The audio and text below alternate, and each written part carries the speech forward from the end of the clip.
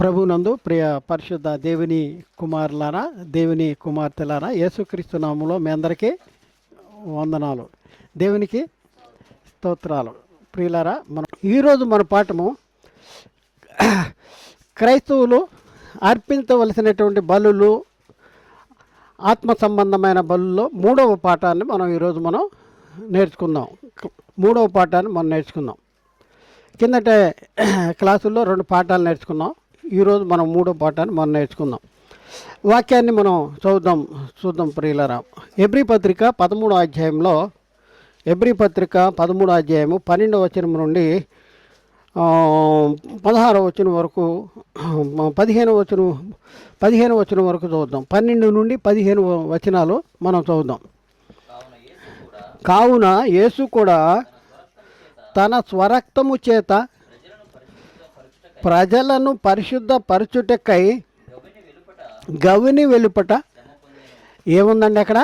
యేసు కూడా తన స్వరక్తము చేత ప్రజలను పరిశుద్ధపరచుటకై గవిని వెలుపట శ్రమ పొందెను. గవిని వెలుపట శ్రమ పొందెను. ఏది గవినేది?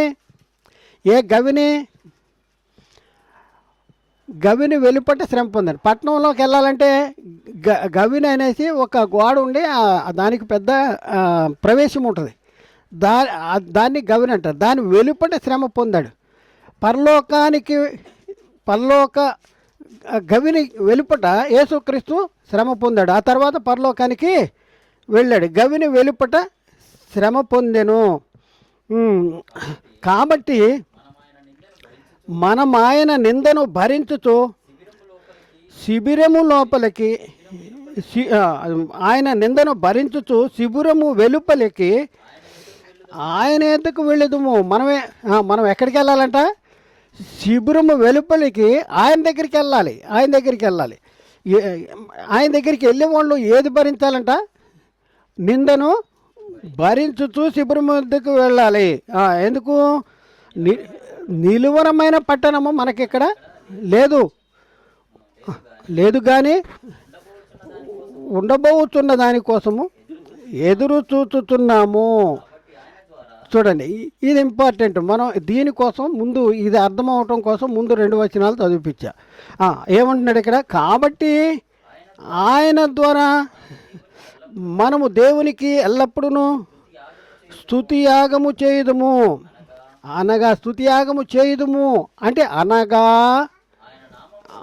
ఆయన నామమును ఒప్పుకొనుచు, చాలండి, జిహ్వ ఫలములను అర్పించుదుము. జిహ్వ ఫలాలు అర్పించాలి.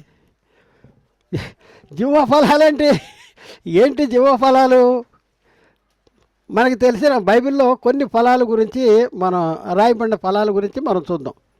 బైబిల్లో కొన్ని రాయబడిన ఫలాల గురించి మనం చూద్దాం. ఒకటి ఇప్పుడు మనం చదివే కదా, జిహ్వ ఫలము, తర్వాత నీతి ఫలము. ఇవన్నీ రిఫరెన్స్లు చెప్పాలంటే చాలా ఇవే ఒక ప్రసంగం అవుద్ది. కాబట్టి జిహ్వ ఫలము, నీతి ఫలము, ఆ తర్వాత ప్రయాసానికి ఫలము, ఆ తర్వాత వెలుగు ఫలము, ఆ తర్వాత ప్రతిఫలము, ఆ తర్వాత సేవా ఫలము, ఆ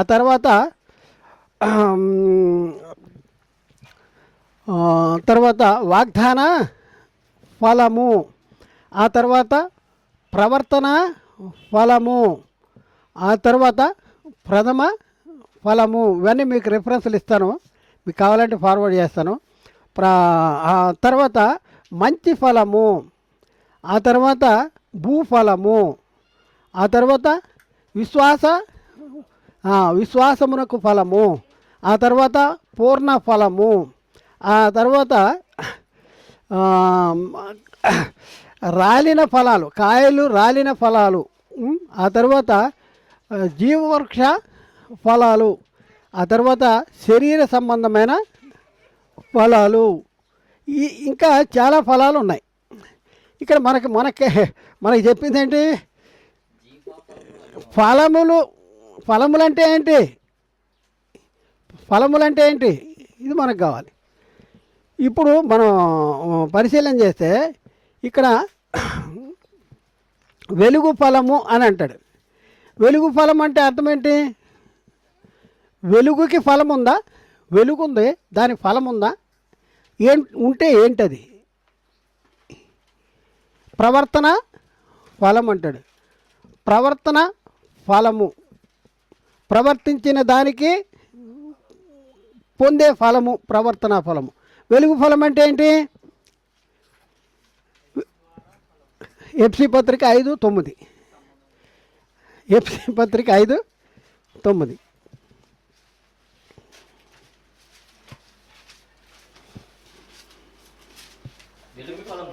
వెలుగు ఫలము సమస్త విధములైన మంచితనము, నీతి, సత్యమును వాటిలో కనపడుతున్నది. వెలుగు ఫలం ఏముందంట అందులో? వెలుగు ఫలము, నీతి, సమస్త విధములైన మంచితనము, సత్యము. అంటే ఇది వెలుగు ఫలాలు. అలాగే ఆత్మ ఫలాలు అంటాడు. ఆత్మ ఫలాలు అంటే ఏంటి? ఆత్మ ఫలాలు అంటే ప్రేమ, సంతోషము, సమాధానము, దీర్ఘశాంతము, దయాళుత్వము, మంచితనము, ఆశానిగ్రహము, ఇవన్నీ కూడా ఇది ఆత్మ ఫలాలు. అయితే ఇక్కడ మనం పరిశీలన చేసుకుంటే, వాటి గురించి మనం ఆలోచిస్తే మన టైం అంతా ఇక్కడ అయిపోద్ది. అది ఫలాల గురించి సపరేట్, ఈ వేరే ఫలాల గురించి సపరేట్ ఆలోచిద్దాం. అసలు ఇక్కడ మనకు కావాల్సిందేంటి? జిహ్వఫలము. జిహ్వఫలము అంటాడు. జిహ్వఫలం అంటే ఏంటి?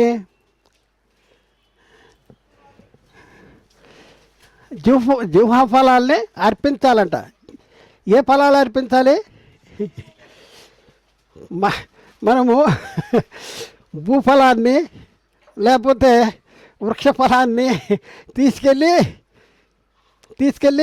అయ్యగారికి ఇస్తున్నాం. చాలామంది ఊర్లో చేస్తున్నారు, ఇప్పుడు కూడా చేస్తున్నారు. ప్రథమ ఫలం అనేసి వృక్ష ఫలము, తర్వాత భూఫలము, ఇట్లా రకరకాల ఫలాలు తీసుకెళ్ళి అయ్యగారులకి ఇస్తున్నారు. ఓకే, అసలు దేవుడికి ఇవ్వాల్సిన ఫలం ఏంటి? ఇది మనకు కావాలి. దేవుడికి ఇవ్వాల్సిన ఫలం ఏంటి? దేవుడు ఏం కోరుకుంటున్నాడు? మన ద్వారా దేవుడు ఏం కోరుకుంటున్నాడు? మనం ప్రార్థన చేసినప్పుడు ఇక్కడ ఎల్లప్పుడూ కృతజ్ఞతాస్తుతులు చేయుదుము అని చెప్పేసి, అనగా కృతజ్ఞతాస్తుతులు చేయటం అంటే ఏంటి అనేసి ఆయన నామమును ఒప్పుకుంటూ జీవఫలాలను అర్పించాలి. కృతజ్ఞతాస్తుతులు ఎల్లప్పుడూ దేవునికి కృతజ్ఞతాస్తుతులు చేయుదుము అనేసి అక్కడ వదిలేలా. ఏమన్నాడు? కాదు, అనగా. ఇది ఇంపార్టెంట్. ఇది మర్చిపోయామనుకో, ఇది మర్చిపోతే అసలు మనకి ఏం అర్థం అవదు. నేను కృతజ్ఞతాస్తుతులు చెల్లిస్తున్నాను అంటే ఏం చెల్లిస్తున్నావు? ఎందుకు చెల్లిస్తున్నావు? ఏమని చెల్లిస్తున్నావు? ఎవరికి చెల్లిస్తున్నావు? ఇది మనం ఆలోచించాలి. ఎవరికి చెల్లిస్తున్నావు? కృతజ్ఞతాస్తుతులు ఎవరికి చెల్లించాలి? యేసయ్యకి చెల్లించాలి. యేసయ్యకి. మనోళ్ళు చేసే పనులు. కృతజ్ఞతాస్తుతులు ఎవరికి చెల్లించాలి? యేసయ్య నీకు వందనాలు ఆయన, యేసయ్య నీకు స్తోత్రాలు ఆయన అంటున్నారు. బైబిలు చెప్తుంది ఏంటంటే, మాట చేత కానీ క్రియల చేత కానీ మీరేమి చేసినో ప్రభు అయిన యేసుక్రీస్తు ద్వారా తండ్రి అయిన దేవునికి కృతజ్ఞతాస్తుతులు చెల్లించుతూ సమస్తమును ఆయన పేరిట చేయుడి. కొలసి పత్రిక 3:16. కొలసి పత్రిక 3:16. ఎస్, అదే. సంగీతములతోనూ కీర్తనలతోనూ ఆత్మ సంబంధమైన పద్యములతోనూ 16-17 చదవండి. 17 వచనం చదవండి. మరియు మాట చేత కానీ క్రియ చేత కానీ మీరేమి చేసినను ప్రభు అయిన యేసు ద్వారా తండ్రి అయిన దేవునికి కృతజ్ఞతాస్తుతులు చెల్లించుతూ సమస్తమును ఆయన పేరట అంటే యేసు పేరట చేయండి. యేసు పేరట ఎవరికి చేయాలి? తండ్రి అయిన దేవునికి కృతజ్ఞతాస్తుతులు చెల్లించాలి. ఇప్పుడు కృతజ్ఞతాస్తుతులు ఎవరికి చెల్లించాలో కూడా మనకే అర్థం కావట్లా. మనము పూర్వకాలం లెటర్లు రాసేవాళ్ళు. ఈ లెటర్లు రాసేటప్పుడు టు అడ్రస్ ఉండేది, ఫ్రమ్ అడ్రస్ ఉండేది. ఒకవేళ ఈ లెటరు టూ అడ్రస్ వాళ్ళు దొరకకపోతే మళ్ళీ తిరిగి ఫ్రమ్ అడ్రస్కి పంపించేసేవాళ్ళు. ఇట్లా జరుగుతూ ఉండేది. అయితే మనము టూ అడ్రస్ రాస్తే మనం ఎవరికి పంపించాలో వాళ్ళ దగ్గరికి వెళ్ళద్ది లెటరు. మనం టూ అడ్రస్ దగ్గర ఫ్రమ్ అడ్రస్ రాసామనుకోండి, ఎవరికి వస్తుంది? మళ్ళీ మనకే వస్తుంది. డబ్బాలు వేస్తే ఈరోజు వేస్తే రేపు పొద్దున మన ఇంటి ముందు వచ్చేస్తుంది. అంటే ప్రార్థన కూడా ఎవరికి చేయాలి, ఎవరి నామంలో చేయాలి, ఇది కూడా మనకి ఇప్పుడు కూడా చాలామందికి తెలియదు. కాబట్టి యేసుక్రీస్తు ద్వారా తండ్రి అయిన దేవునికి కృతజ్ఞతాస్తుతులు చెల్లించాలి అంటాడు. దేనికోసం చెల్లించాలి కృతజ్ఞతాస్తుతులు? ఎవరు చెల్లిస్తారు కృతజ్ఞతాస్తుతులు చెప్పండి? మీరు నన్ను గోపు మీద కొట్టారనుకోండి, అయ్యగారు మీకు వందనాలయ్యా అంటావా? చాలా రుణపడి ఉన్నానయ్యా అంటానా? ఎప్పుడు అంటావా? మీరు నాకు ఏదైనా గిఫ్ట్ ఇచ్చారనుకోండి, ఒక విలువైన గిఫ్ట్ ఇస్తే ఇక ఆయన మర్చిపోను, అబ్బో మీకు చాలా వందనాలయ్యా మీకు అనేసి మనం ఏం చేస్తాం? ఆయనకి కృతజ్ఞతకి సంబంధించినటువంటి వచనాలని పలుకుతాం, ఆయనకు కృతజ్ఞత కలిగి ఉంటాం. అంతేగాని మరి ఇప్పుడు మనం ఆలోచిద్దాం. దేవునికి కృతజ్ఞతాస్తుతులు చెల్లించాలి యేసుక్రీస్తు పేరిట, లేకపోతే ఇక్కడ దేవునికి ఎల్లప్పుడూ స్తుతియాగం చేద్దాం అంటాడు. కృతజ్ఞతాస్తు ఎందుకు చేయాలి? దేవునికి కృతజ్ఞతాస్తుతులు ఎందుకు చెల్లించాలి? మనము దేవుని ద్వారా ఏదైనా మేలు పొందుకుంటే దేవునికి చెల్లించాలి. మనకేమైనా చేశాడా మేలు? దేవుడు మనకేం చేశాడా? మనమే పుట్టాం, అంతేనా? మనమే మనం కావాలనుకుంటే పుట్టామా, లేకపోతే ఆయన కావాలనుకుంటే మనం పుట్టామా? ఈరోజు ఈ లోకంలోకి వచ్చిన వాళ్ళు నేను ఎందుకు పుట్టాను, ఎందుకు బతుకుతున్నాను, ఎందుకు మరి నన్ను ఈ లోకంలోకి ఎవరు పంపించారో, ఎవరి చిత్తాన్ని చేయాలో అవి ఏమి తెలవనటువంటి పరిస్థితుల్లో ఈ లోకంలో జీవిస్తున్నారు. అయితే మనం ఉత్తినే ఊడిపడలేదు ఇక్కడికి. ఈ లోకంలో ఉన్న ప్రతిదీ కూడా, ఏ వస్తువు కూడా, అంటే ప్రతిదీ కూడా, ఈ చెట్లు కానీ లేకపోతే కొండలు, సూర్యుడు, చంద్రుడు, నక్షత్రాలు, ఇవన్నీ కూడా ఏదైనా కూడా సృష్టి వాటంతటా అవే కలగలేదు. అలాగే మనము కూడా మనంతటా మనమే పుట్టలేదు. దేవుడు కావాలనుకున్నాడు గనక ఈ సృష్టిని కలగజేశాడు. ఆ తర్వాత దేవుడు ఆదామును కన్నాడు. కాబట్టి ఇప్పుడు దేవునికి కృతజ్ఞతాస్తుతులు ఎందుకు చెల్లించాలి? చాలామంది సంఘాల్లో కృతజ్ఞత కూడిక పెట్టుకుంటారు కదా. కృతజ్ఞత కూడిక పెట్టుకుని మేము కృతజ్ఞత కూడిక పెట్టుకున్నాం బ్రదర్, మీరు అందరు రండి, శశిధర్ గారు మీరు అందరు రండి అంటారు. ఎందుకంటే దేవుడు వాళ్ళ కుటుంబంలో మేలు చేశాడు. ఏం మేలు చేశాడు? 10th క్లాస్ పాస్ అయిందంట పిల్ల. 10th క్లాస్ పాస్ అయితే కృతజ్ఞతాస్తుతులు కూడిక పెట్టుకుంటా ఉంటాను. మనం చేసే చాలా పనులు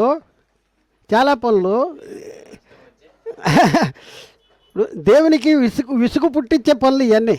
అంటే దేవుని చిత్తాన్ని సంపూర్ణంగా గ్రహించలేనటువంటి పనులు.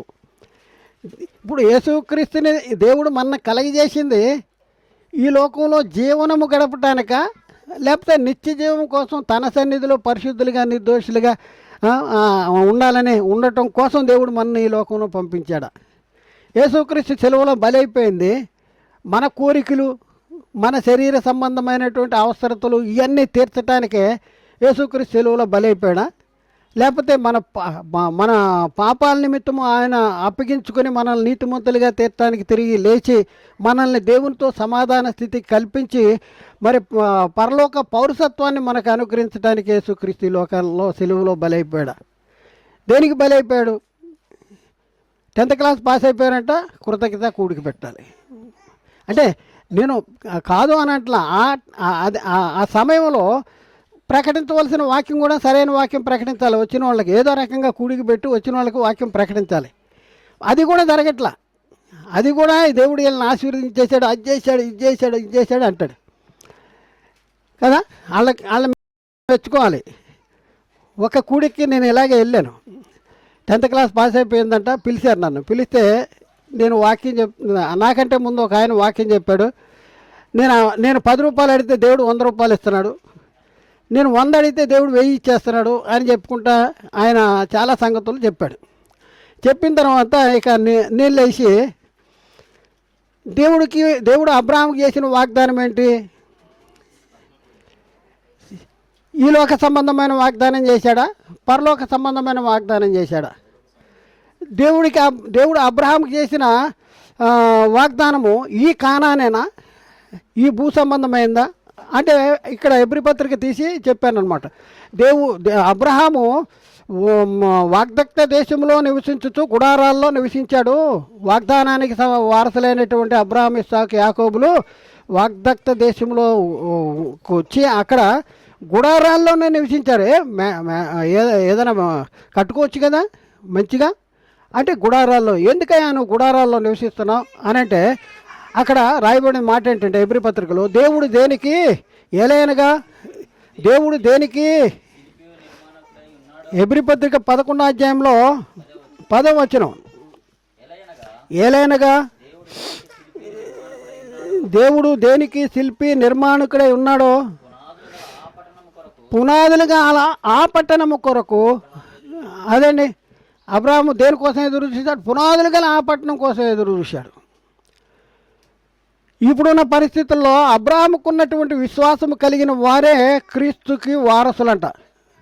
మనం క్రీస్తుకి వారసులు కావాలంటే ఇప్పుడున్న పరిస్థితుల్లో గలతీ పత్రికలో 3వ అధ్యాయంలో 29వ వచనం, మీరు క్రీస్తు సంబంధులైతే ఆ పక్షమందు అబ్రహాము యొక్క సంతానమైండి వాగ్దాన ప్రకారం క్రీస్తు సంబంధాలు అవ్వాలి. గలతీ పత్రిక 3వ అధ్యాయము 7వ వచనం, 6-7 చదువుదాం. 6-7 చదువుదాం. అబ్రహాము దేవుని నమ్మెను, అది అతనికి నీతిగా ఎంచబడెను. కాబట్టి విశ్వాస సంబంధులే అబ్రహాము కుమారులని. ఎవరు అబ్రహాము కుమారులు? విశ్వాస సంబంధులే అబ్రహాము కుమారులు. అబ్రహాము కుమారులు కావాలంటే ఎవరి దగ్గర రావాలి? 29వ వచనం ప్రకారం, మీరు క్రీస్తు సంబంధులైతే ఆ పక్షమున అబ్రహాము సంతానమైండి వాగ్దానానికి వారసులేదు. అంటే ఇప్పుడు దేవుడు మనకి చేసిన మేలేంటి అంటే నా ఒక్కరికే చేశాడు అనేసి కొంతమంది కృతజ్ఞతా కూడికలు పెడుతున్నారు. మీ ఒక్కరికే చేశాడా? వాళ్ళొక్కరికే చేశాడా? మనకి చేయలేదా? అసలు మనకి చేసిన మేలేంటి? మనం లేనప్పుడే మనకు కావాలనుకున్నాడు. మనం అపరాధాల చేత పాపముల చేత చనిపోతే దేవుడు తన సొంత కుమారుని పాప శరీరాకారంతో ఈ లోకానికి పంపించి ఆయన శరీరం ముందు మన పాపాలకి శిక్ష విధించాడు, నీతిమంతులుగా తీర్చాడు, పరలోక పౌరసత్వాన్ని మనకు అనుగ్రహించాడు, ఆయన కుమారులుగా తీర్చిదిద్దాడు, ఆయనకి దేవునికి వారసులుగా మనల్ని ఏర్పాటు చేసుకున్నాడు. ఒక్కరికేనా? అందరికీనా? క్రీస్తు దగ్గరకు వచ్చిన అందరికీనా? క్రీస్తు దగ్గరకు వచ్చిన అందరికీ ఈ యొక్క కార్యాన్ని దేవుడు మనకి చేశాడు, అందరికీ చేశాడు. కాబట్టి మనము దేవునికి కృతజ్ఞతాస్తుతులు ఎప్పుడు చెల్లించాలి? ఎల్లప్పుడూ దేవునికి కృతజ్ఞతాస్తుతులు చెల్లించబద్దులమై ఉన్నాము. అయితే ఇప్పుడు మనం వాక్యం దగ్గరికి వద్దాం. మన పాఠం దగ్గరికి వద్దాం. మన పాఠంలో హెబ్రీ పత్రికలో మనం రాయబడిన మాటనే మనం పరిశీలన చేస్తే హెబ్రీ పత్రిక 13వ అధ్యాయంలో 15వ వచనాన్ని, కాబట్టి ఆయన ద్వారా మనము దేవునికి ఎల్లప్పుడూ స్తుతియాగము చేయుదుము, అనగా ఆయన నామమును ఒప్పుకొనుచు జీవఫలములను అర్పించుదుము. స్తుతియాగము చేయుదుము. స్తుతి పాత నిబంధనలో ఏం రాయబడి ఉందంటే స్తుతియాగము చేయువాడు నన్ను, ఏముంది పాత నిబంధనలో? స్తుతియాగము చేయువాడు ఆయన్ని, స్తుతియాగము చేయువాడు మహోన్నతినికి మొక్కుబడులు చెల్లించెను. స్తుతియాగము చేయుదుము, మహోన్నతికి మొక్కుబడులు చెల్లించుదుము. తర్వాత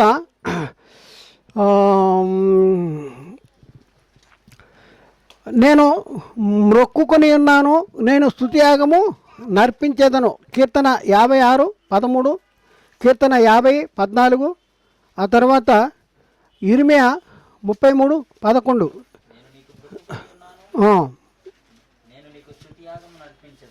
స్తుతి యాగము అర్పించేదను.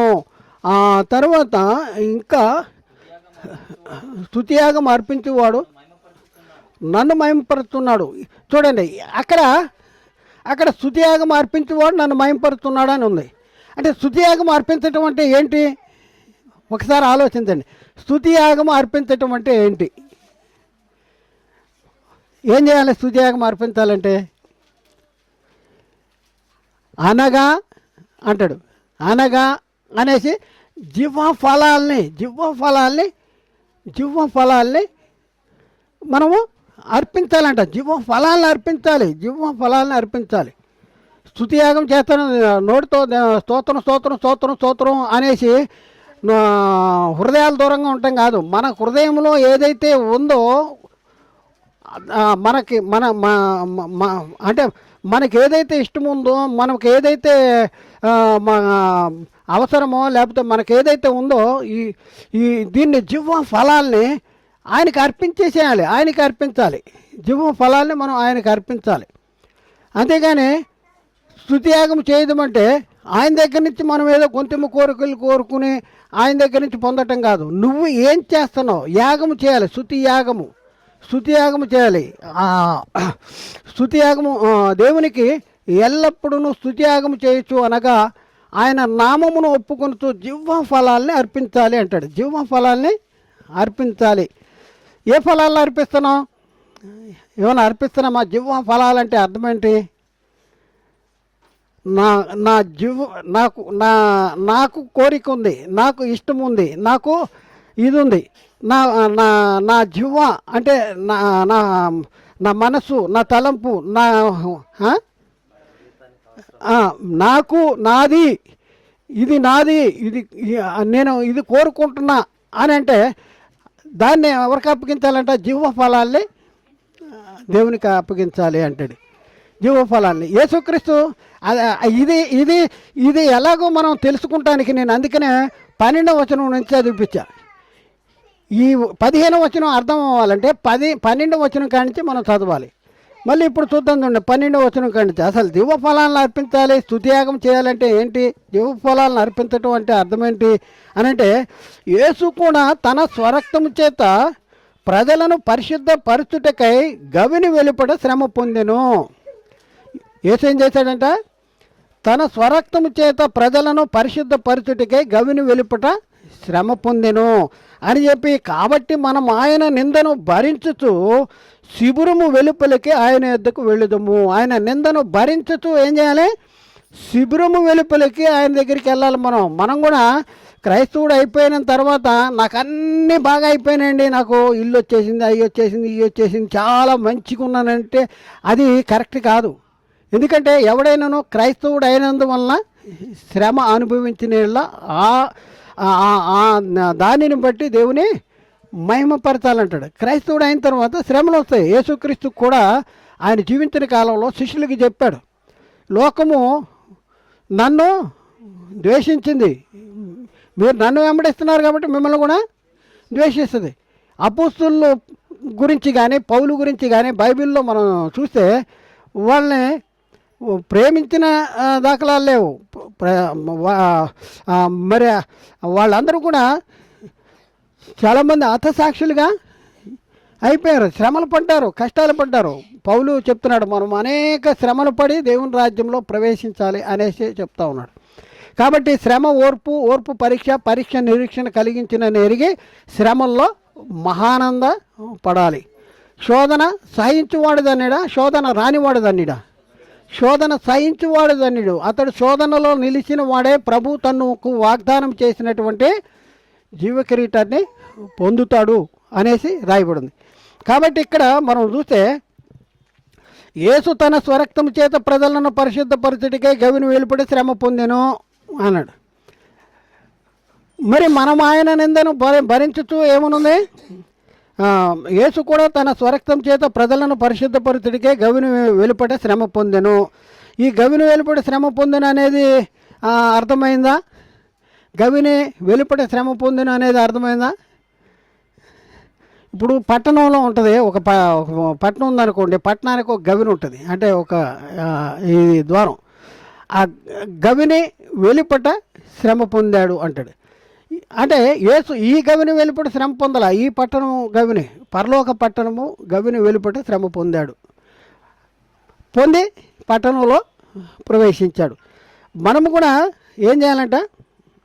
మనము కూడా మనమైన నిందను భరించుచు శిబిరము వెలుపలికి ఆయన ఎద్దకు వెళ్ళదుము. శిబిరము వెలుపటికి ఆయన ఎద్దకు వెళ్ళదుము. ఎందుకు? ఎందుకంటే నిలవరమైన పట్టణం మనకి ఇక్కడ లేదు, ఉండబో దానికోసం ఎదురు చూస్తున్నాం అంటాడు. కాబట్టి మనము గవిని వెలుపట శ్రమ పొందాను, మనము కూడా ఆయన నిందను భరించుతూ శిబిరం వెలుపటికి ఆయన దగ్గరికి వెళ్ళాలి. ఎందుకంటే ఇక్కడ ఎబ్రీ పత్రికలో 2వ అధ్యాయంలో, ఎబ్రీ పత్రిక 2వ అధ్యాయంలో 10వ వచనం కానించి 11, 12 వచనాలు చూద్దాం.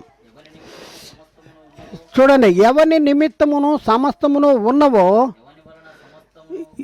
ఎవని వలన సమస్తమును కలుగుచున్నవో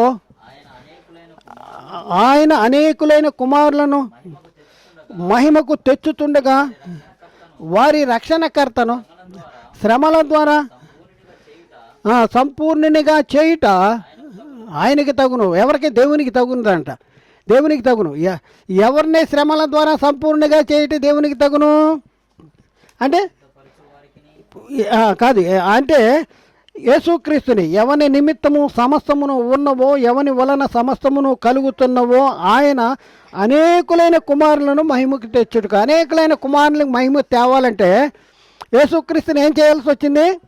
వారి రక్షణకర్తను శ్రమల ద్వారా సంపూర్ణంగా చేయటం ఆయనకి తగును అని చెప్పుకుంటూ వచ్చి ఇప్పుడు మన గురించి చెప్తున్నాడండి. మన గురించి చెప్తున్నాడు. ఏం చేయాలంటే పరిశుద్ధ పరుచు వానికిని, అంటే పరిశుద్ధపరచు వాడు ఎవరు? యేసుక్రీస్తు. పరిశుద్ధ పరచు వానికిని, పరిశుద్ధపరచబడు వారికిని, అందరికీ ఒకటే మూలం అంటండి. ఆయనకో మూలం, మనకో మూలం కాదు. యేసుక్రీస్తు శ్రమ పొందాడా? శ్రమ పొంది మహిమలో, శ్రమ పొందిన తర్వాత మహిమలోనికి వచ్చాడు. మనము కూడా ఏం చేయాలంట? శ్రమ పొందాలి. గవిని వెలుపట ఏం చేయాలి? ఆయన శ్రమ పొందాడు. మనము శిబిరం వెలుపలికి రావాలి. శిబిరం వెలుపలికి రావాలంటే దేనికోసం రావాలి? ఆయన నిందను భరించడానికి రావాలి. క్రైస్తవుడు అవుతున్నామంటే అర్థమైందే తెలుసా? ఆయన నిందను భరించడానికి నేను క్రైస్తవుని అవుతున్నాను.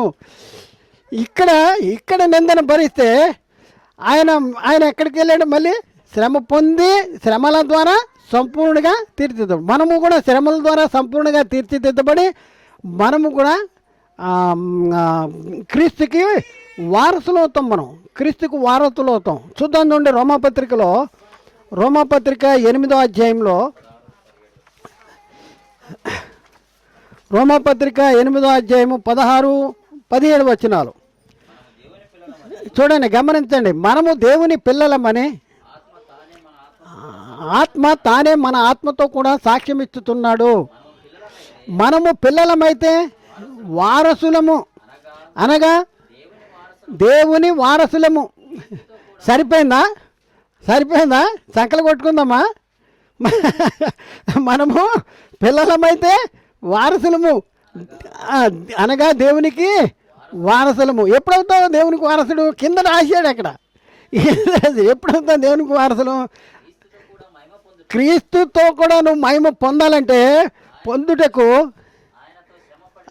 ఆయనతో శ్రమ పడిన ఎడల క్రీస్తుతోడి వారసులము. ఎప్పుడవుతావు? ఆయనతో కూడా శ్రమ పొందాలి. నువ్వు ఎక్కడ రావాలి? ఆయన గవిని వెలుపడి శ్రమ పొందాడు, నువ్వు శిబిరం వెలుపలికి రావాలి. నువ్వేం చేయాలి? ఆయన నిందను భరించుతూ. అందుకనే ఇక్కడ ఆయన ద్వారా మనం ఎల్లప్పుడూ 15వ వచనం, హెబ్రీ 13:15 స్తుతియాగము చేయుచు, అనగా ఆయన నామమును ఒప్పుకొనుచు జీవఫలములను అర్పించదుము. జీవఫలాన్ని నీ ఇష్టము కాదు. యేసుక్రీస్తు ఈ లోకానికి వచ్చిన తర్వాత నా ఇష్టము నా ఇష్టము అని ఎక్కడ చెప్పలేదు. నా ఇష్టము నెరవేర్చుటకు నేను రాలేదు, నన్ను పంపిన వాని చిత్తము నెరవేర్చుటకే నేను వచ్చి ఉన్నాను. ఆఖరికి యేసుక్రీస్తుని సిలువ వేసేస్తారు అని తెలిసిన తర్వాత కూడా ఆయన ప్రార్థన చేస్తా, తండ్రి నీ చిత్తమైతే ఈ గిన్నె నా యొద్ద నుండి తొలగించు, ఆయన నా చిత్తము కాదు నీ చిత్తమే జరుగునుగాక అంటున్నాడు. నా చిత్తం కాదు. ఆయన ఎలాంటి పరిస్థితుల్లో కూడా తండ్రి చిత్తాన్ని విస్మరించలేదు. ఆయన తండ్రి చిత్తము జరిగించటం అనేది ఎంత కష్టమైనా సరే దాన్ని జరిగించాడు. అందుకని ఎందుకు అంటున్నాడంటే కుమారునంట మహిమకు తేవాలంటే శ్రమల ద్వారా సంపూర్ణని చేయుట ఆయనకి తగును. కాబట్టి పరిశుద్ధపరచువానికి పరిశుద్ధపరచబడి వారికి ఒకటే మూలం. క్రైస్తవులలో ప్రస్తుత కాలంలో ఉన్నటువంటి పరిస్థితుల్లో క్రైస్తవులలో ఉన్నటువంటి ఒక అభిప్రాయం ఏంటంటే, మనం ప్రభువు నమ్మేసుకుంటే మనకి కష్టాలు పోతాయి, ప్రభువు నమ్ముకుంటే మనకి శ్రమలు ఉండవు, ప్రభువు నమ్ముకుంటే మనకు అన్నీ కలిసి వచ్చేస్తాయి, అన్నీ మంచిగా అయిపోతాం అనేసి ఒక అభిప్రాయం ఉంది. కానీ బైబిల్ చెప్తుందంటే మనము ఆయన నిందను భరించుతూ శిబిరం వెలుపలికి మనం వెళ్ళాలంటాడు. నిందను అంటే క్రైస్తవుడు అవుతున్నాడంటే అర్థం ఏంటి? ఎలాంటి దృక్పథం రావాలి, ఎలాంటి ఆలోచన, ఎలాంటి అవగాహన రావాలి క్రైస్తవుడు అవుతున్నాం అంటే, యేసుక్రీస్తు ఈ లోకానికి వచ్చాడు. ఈ లోకానికి వచ్చిన యేసుక్రీస్తు ఏం చేశాడు? ఆయన నన్ను పంపిస్తున్నావు కదా, ఏ మేడలో ఉండాలి, ఏ మిద్దెలో ఉండాలి, ఏ బిల్డింగ్ నాకు ఇచ్చేస్తావు, లేకపోతే ఏ రాజగృహంలో ఇచ్చేస్తావు, ఏ రాజుగా పుట్టిస్తావు అని అడిగాడా? దానికోసం ఆయన అడగలేదు. మరి తెలవదా యేసుక్రీస్తుకి ఇక్కడికి వచ్చి శ్రమపడాలని తెలుసా తెలవదా? తెలుసు. కాబట్టి మనం చూస్తే ఇక్కడ 2 కొరింథీ పత్రిక 5వ అధ్యాయంలో 2 కొరింథీ 5వ అధ్యాయంలో 14వ వచనం నుంచి కిందకి చూద్దాం. క్రీస్తు ప్రేమ మమ్మును బలవంతము చేయుచున్నది, ఏలైనగా అందరి కొరకు ఒకడు మృతి పొందిన గనుక అందరూ మృతి పొందితిరని జీవించు వారికి మీదట తమ కొరకు కాక తమ నిమిత్తము మృతి పొంది జీవించిన వారి కొరకే జీవించుటకు ఆయన అందరి కొరకు మృతి పొందేనని నిశ్చయించుకునుతున్నాము. ఆయన అందరి కొరకు మృతి పొందాడు. ఆయన ఎవరి కోసం మృతి పొందాడు? వచ్చి అందరి కోసం మృతి పొందాడు. కాబట్టి ఇక్కడ చూస్తే ఇక్కడ 20 వచనం 20-21 వచనాలు. కావున దేవుడు మా ద్వారా వేడుకొనినట్టు మేము క్రీస్తుకు రాయబారులమై దేవునితో సమాధాన పడుడని క్రీస్తు పక్షముగా మిమ్మును బ్రతిములాడు కొనుతున్నాము అని చెప్పి కింద ఏం చెప్తున్నాడు చూద్దాం. ఎందుకనగా మనం ఆయన యందు దేవుని నీతి అగునట్లు పాపు మెరిగిన ఆయనను మన కోసము పాపముగా చేశాడు. కాబట్టి ఇప్పుడు పరిశుద్ధపరచబడువానికి ఒకటే మూలం. కానీ గమనించండి, మరి క్రీస్తు దగ్గరకు వచ్చిన తర్వాత ఈ శ్రమలు భరించడానికి రావాలా, దీనికోసమే రావాలా అంటే, నువ్వు ఎన్ని శ్రమలలో ఉన్నా కూడా నీకు ఆదరణ వెనమాలే ఉంటుంది. మనము శ్రమ పొందుతున్నప్పుడు మన ఇంట్లో లేదు, కానీ ఇంట్లో ఏమి లేకపోయినా కూడా వాడు కోట్లు ఉన్నవాడికి లేని తృప్తి మనకి ఉంటుంది. ఎందుకు ఉంటుంది చెప్పండి?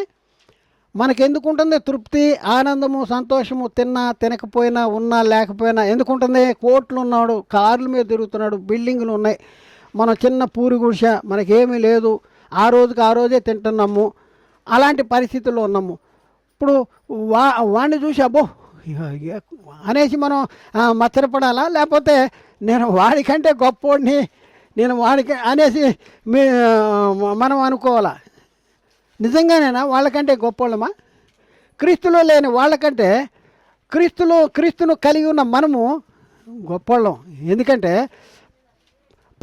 పాప క్షమాపణకి విలువ ఎంత చెప్పండి. లోకమంతా సంపాదించుకొని ప్రాణం పోగొట్టుకుంటే ఏమి లాభం అంటాడు. ఈ ప్రాణ విమోచన క్రయదనమంట అతి గొప్పది, అది ఎన్నటికీ తీరక అట్లు ఉండవలసినదే. ఎవడు ఏ విధము చేతనైనను తన సహోదరుని విమోచించలేడు. వాడు కుళ్ళు చూడక బ్రతుకున్నట్లు నిత్యము బ్రతుకున్నట్టు వాని నిమిత్తము దేవుని సన్నిధిలో ప్రాయశ్చిత్తము చేయగలవాడు ఎవడు లేడు. వాని ప్రాణ విమోచన ధనము బహు గొప్పది, అది ఎన్నటికీ తీరక అట్లు ఉండవలసినదే. చూడండి, మరి మనకి పాప క్షమాపణ జరిగిపోయింది. కోట్లు పెట్టి పాప క్షమాపణ అనేది కొంటే వచ్చేది కాదు. కొంటే క్రీస్తు దగ్గరికి వచ్చేది రక్షణ అనేది ఉచితము. ఈ ఉచితము ఆ రక్షణ అనేది ధనవంతులకే రక్షణ అని అంటే అసలు పేదోడు కూడా పరలోకం వెళ్ళడు. అందుకనే ధనవంతులు పేదవాళ్ళకి కాదు, క్రీస్తు దగ్గరికి వచ్చిన వాళ్ళకి ఉచితముగా రక్షణ. కాబట్టి ఈ రక్షణ పొందిన మనము వాళ్ళకేం లేదు, రక్షణ లేదు. చచ్చిపోతే ఎక్కడికి వెళ్తారు?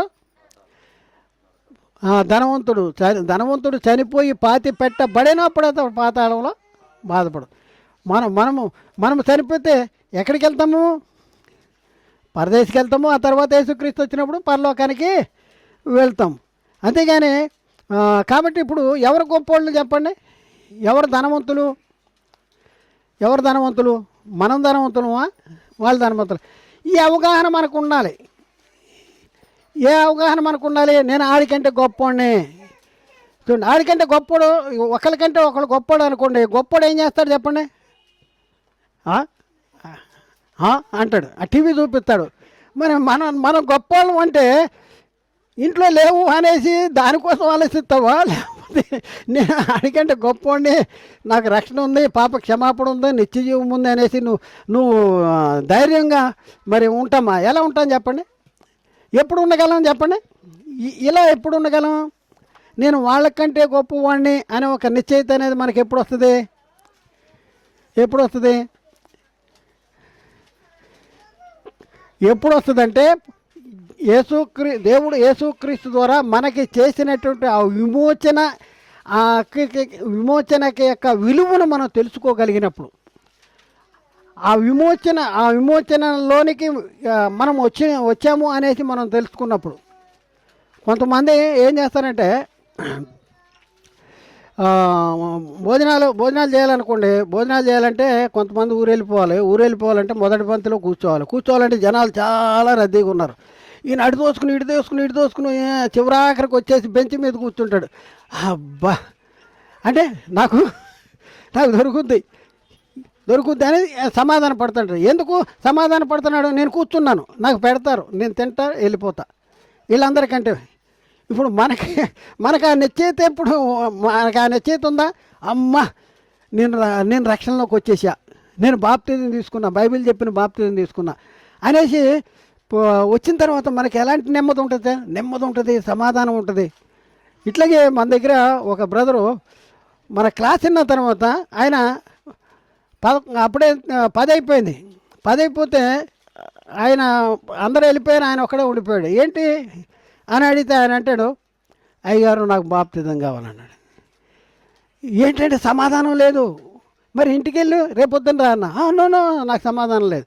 ఎందుకంటే ఇంటికి వెళ్తే వస్తానో లేదో తెలియదు. మరి ఏం చేస్తావు? ఇక్కడే పండుకుంటాను అయ్యగారు. సరే ఇక్కడే పండుకో, ఇవన్నీ ఉన్నాయి, ఇక్కడే పండుకో, పొద్దున్నే 6 గంటలకు వచ్చేసి నేను తీసుకెళ్ళి బాప్తిజం ఇచ్చేస్తానని చెప్పి బాప్తిజం ఇచ్చిన తర్వాత అబ్బా నాకు ఇప్పుడు చాలా సమాధానం ఉందండి. చాలా సమాధానం. ఎందుకు అంటే ఆ బాప్తిజం ద్వారా పాప క్షమాపణ, రక్షణ, దైవ కుమారత్వము, పరలోక పౌరసత్వము నేను పొందేసుకున్నా. ఇప్పుడు నేను చనిపోయినా ప్రాబ్లం లేదు.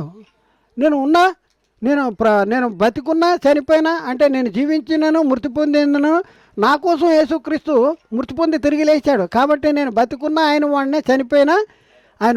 ఇప్పుడు మాకు సమాధానం. మరి మీకుందా ఆ సమాధానం? మనకుందా సమాధానం? ఎట్లా ఉంది మనకి చూద్దాం. మనం ఏమీ లేని వారమైనటువంటి సమస్తమును కలిగిన వారము, దరిద్రులమైనటువంటి అనేకులకు ఐశ్వర్యమును పంచిపెట్టు వారము. చూద్దాం ఎక్కడ 2 కొరింథీ పత్రికలో 2 కొరింథీ 6వ అధ్యాయంలో 8-10 వచనాలు. 2 కొరింథీ 6వ అధ్యాయం 8-10 వచనాలు.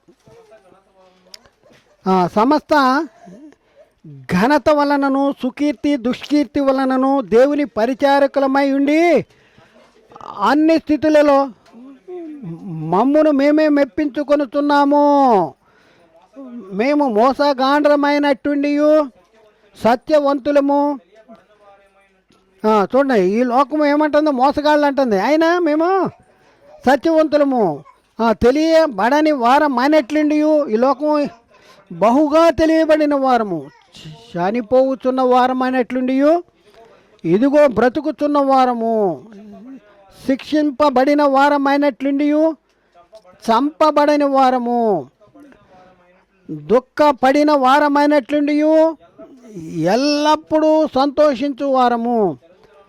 చూడండి, దరిద్రులమైనట్టుండి అనేకులకు ఐశ్వర్యాన్ని పంచిపెట్టేవారు. ఈ లోక సంబంధంగా దరిద్రులమే, కానీ మేము అనేక మందికి ఐశ్వర్యాన్ని పంచిపెడతాం. ఏంటి? క్రీస్తు సువార్త యొక్క విలువ ఒకసారి పరిశీలన చేస్తే ఈ లోక సంబంధమైన ఐశ్వర్యం కాదు, ఆత్మను రక్షించేటటువంటిది. అంత గొప్ప విలువైనది ఐశ్వర్యము. మేము దరిద్రులమైనట్టుండి అనేకులకు ఐశ్వర్యము పంచిపెట్టేవారం, ఏమీ లేని వారమైనట్టుండి సమస్తమును కలిగిన వారం. ఈ లోక సంబంధంగా ఏమీ లేదు చూస్తానికి, కానీ మేము సమస్తాన్ని కలిగిన వారము. కాబట్టి ప్రియులారా, మరి మనం ఒకసారి ఆలోచించండి. మనము దేవుని ద్వారా మనం ఏం పొందుకున్నాం, ఎలా ఉన్నాం, ఏంటి మన పరిస్థితి ఏంటి, మనము ఏం చేయాలి? మనం మూలవచనానికి వెళ్దాం. ఆయన ద్వారా మనము దేవునికి ఎల్లప్పుడూ స్తుతి యాగము చేయుదుము. అనగా ఏం చేయాలంట? ఆయన నామాన్ని ఒప్పుకొనుచు జీవ ఫలములను అర్పించుదుము. జీవ ఫలాలను అర్పించాలి. జీవ ఫలాలు నీకు ఇష్టమేంటి? నువ్వేం చేయాలనుకుంటున్నావు? నీ హృదయంలో నీ కోరిక ఏంటి? నీ కోరికల్లో ఉన్న దేవుణ్ణి నువ్వు కోరటం కాదు, నీలో ఉన్నది, నీకు ఇష్టమైంది, నీ జీవ ఫలాలు ఏదైతే ఉన్నాయో దీని ద్వారా కలిగినటువంటి వాటన్నింటినీ ఆయనకే అప్పగించాలి. ఆయనకి అప్పగించేసేయాలి. ఇదిగో నేను మీకు అప్పగిస్తున్నాను, బతుకుతున్నాను కదా. బతికేది నా కోసం కాదు. ఎవరి కోసం? యేసుక్రీస్తు బతికాడు, ఈ లోకంలోకి వచ్చాడు. ఎవరి కోసం బతికాడు? ఆయన కోసం బతకలా, ఆయన కోసం బతకలా. తండ్రి కోసం పంపించా, తండ్రి కోసం పని చేస్తున్నాను అన్నాడు. అందుకనే ఇక్కడ మనం గల్తీ పత్రికలో మనం ఎవరి కోసం బతకాలి, జీవ ఫలాలను అర్పించాలంటే ఏం చేయాలి అనేసి ఇక్కడ మనం చూస్తే గల్తీ పత్రికలో 2వ అధ్యాయంలో, గల్తీ పత్రిక 2వ అధ్యాయంలో పౌలు చెప్తున్నాడు. 2వ అధ్యాయంలో 20 వచనం కానించి మనం కిందకి మనం చూస్తే, నేను క్రీస్తుతో కూడా సిలువ వేయబడి ఉన్నాను, ఇకను జీవించువాడను నేను కాను. అంటే నా ఉద్దేశం కాదు, నా చిత్తం కాదు, నా కోరికలు కాదు, నా ఆలోచన కాదు, నాకు కావాలని నేనేదో అనుభవించటం కాదు. జీవించువాడను నేను కాను, క్రీస్తే నా యందు జీవించుతున్నాడు.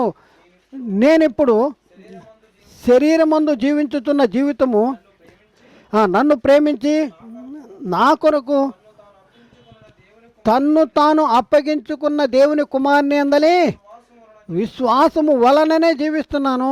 చాలండి. ఏమండి, ఎలా మనం తీర్మానం చేసుకోవాలి? జీవ ఫలాలు అర్పించాలంటే జీవ ఫలాలు ఇవ్వండి. ఈ జీవ ఫలాలంటే ఇవి ఏంటి? నిందను భరించటం కోసం నేను కాదు జీవించేది, క్రీస్తే నా యందు జీవిస్తున్నాడు. నేను ఇప్పుడు శరీరం ముందు జీవించుతున్న జీవితం నా కోసం కాదు, నన్ను ప్రేమించి నా కోసం తన్ను తాను అప్పగించుకున్న దేవుని కుమారుని అందరి విశ్వాసం వల్లనే జీవిస్తున్నాను అనేసి మనం తీర్మానం చేసుకోవాలి.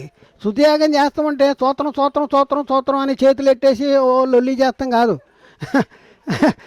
ఇది మనకి నేర్పించారు వీళ్ళు, ఇది మనకి నేర్పించారు. అసలు మనం చేయాల్సిందేదో మనకి నేర్పించలా, ఏం చేయాలో అది నేర్పించలా.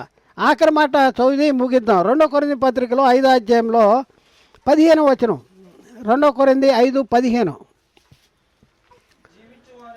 జీవించు వారికి మీదట తమ కొరకు కాక తమ నిమిత్తము మృతి పొందిన వాని కొరకే జీవించుటకు ఆయన అందరి కొరకు మృతి పొందినని నిశ్చయించుకొనుచున్నాము. చూడండి, ఏం చేయాలంటే జీవించువారు ఇక మీదట తీర్మానం చేసుకోవాలి. మనం తీర్మానం చేసుకోవాలి, జీవ ఫలాలను అర్పించాలి. మనం తీర్మానం చేసుకోవాలి. జీవించు వారు ఇక మీదట తమ కొరకు కాదు కానీ తమ కొరకు మృతి పొంది తిరిగి లేచిన వాని కొరకే జీవించుటకు ఆయన అందరి కొరకు మృతి పొంది తిరిగి లేచాడు. కాబట్టి జీవించు వారు ఎవరి కోసం జీవించాలి? బ్రతికైతే క్రీస్తే, చావైతే లాభము. బ్రతికైతే క్రీస్తు, చావైతే లాభము అనే లాగ ఉండాలి. అంతేగాని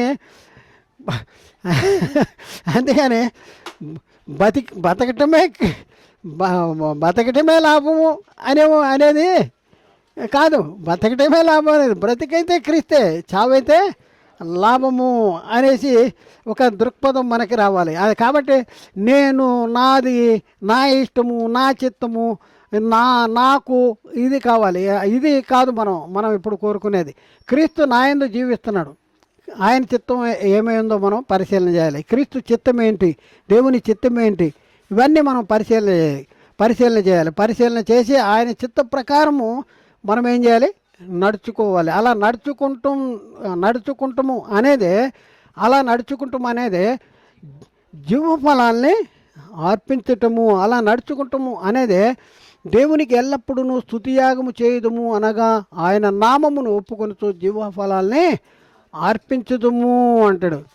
భూఫలాలు అర్పించాలంటే తెలుసు, గర్భఫలం అంటే తెలుసు, ప్రథమ ఫలాలంటే తెలుసు, ఈ అన్ని రకాల ఫలాలు తెలుసు.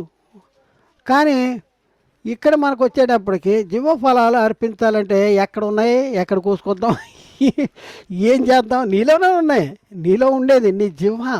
ఈ మన ఇప్పుడు చచ్చిపోతున్నాడు అనుకోండి, ఒక ఆయన చచ్చిపోతుంటే ఆ జీవ అంట కొట్టుకుంటుందంట. ఏంటంటే మా కొడుకు వస్తే బాగుండు, మా కూతురు వస్తే బాగుండు, అది వస్తే బాగుండు అని కొట్టుకుంటూ ఉంటుందంట.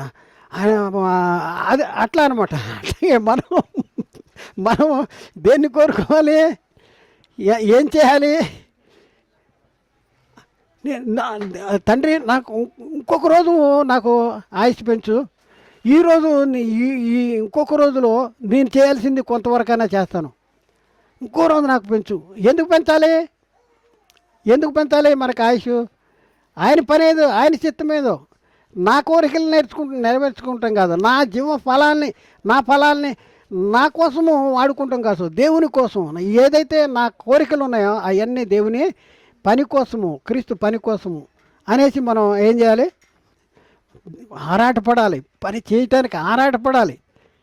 అన్నిటికీ ఆరాటం ఉంటుంది. దేవుని పని దగ్గరికి వచ్చేటప్పటికి ఆరాటాలు పక్కన పెడతాం, పోరాటాలు పక్కన పెడతాం, తప్పగా ఉంటాం, తప్ప కూర్చుంటాం. ఏదో పోగొట్టుకుంటాం చూడు, ఆ పోగొట్టుకున్నాడు దిగులు, చింత, ఎప్పుడు ఆపుతాడు,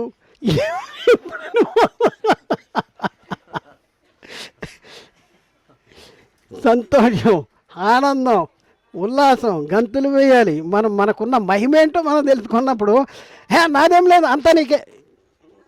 ఇప్పుడు మనకి 1 కోటి రూపాయలు ఇచ్చాడు అనుకోండి, మన దగ్గర జేబులో కొంత చిల్లర ఉంది, ఆ 1 కోటి రూపాయలు ఇస్తే ఇవన్నీ తీసేసుకో అంటే, నీ దగ్గర ఏమున్నాయంటే ఇవే ఉన్నాయంటే ఇవి తీసేసుకో అంటాం. నా దగ్గర తీసేసుకో అంటాం. ఎందుకు? ఏమి ఇచ్చాడు? 1 కోటి రూపాయలు ఇచ్చాడు. ఈ చిల్లర ఎందుకు మనకి? అలాగే మన ఇష్టము, ఇదంతా తీసే ఆయనకి ఇచ్చేసే, ఆయన దగ్గర పెట్టే జీవ ఫలాలను ఆయనకి ఇచ్చేసే. ఎందుకంటే ఆయన మనకేమి ఇచ్చాడు? రక్షణ, పాప క్షమాపణ, నిత్య జీవము, అవన్నీ ఇచ్చాడు. ఇవన్నీ ఇచ్చాడు. కాబట్టి అవి చూసినప్పుడు ఇవి ఇవ్వటం, ఈ జీవ ఫలాలు అర్పించటం అనేది అంత కష్టమో అనిపించదు.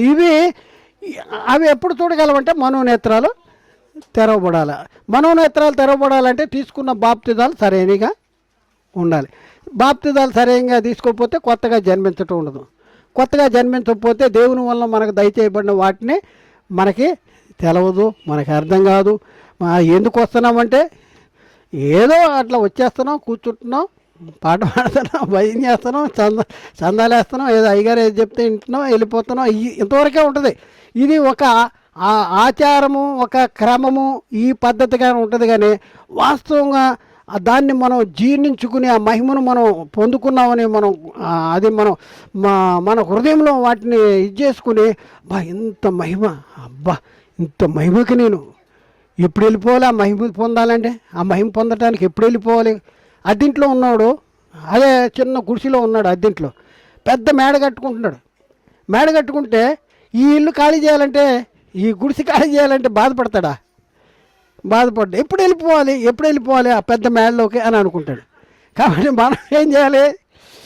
మనం ఆ పెద్ద మేడలోకి, ఆ పరలోకంలోకి, ఆ నిత్యజీవము, ఆ దేవుని సన్నిధికి మనం వెళ్ళాలని మనం ఆశ కలిగి ఉండాలి. కాబట్టి ప్రియులారా, ఆలోచించేయండి. మనం ఏం చేయాలి అంటే, కాబట్టి ఆయన ద్వారా దేవునికి ఎల్లప్పుడూ నువ్వు స్తుతియాగము చేయుదుము అంటే అర్థం ఏంటంటే, అనగా ఆయన నామమును ఒప్పుకొనుచు జిహ్వ ఫలాల్ని అర్పించుదుము. అలాంటి స్థితి దేవుడు మన జీవితాల్లో కలుగజేయునుగాక. ఆమేన్. ప్రార్థన చేసుకుందామండి. మరి ఇంతవరకు చక్కటి వర్తమానం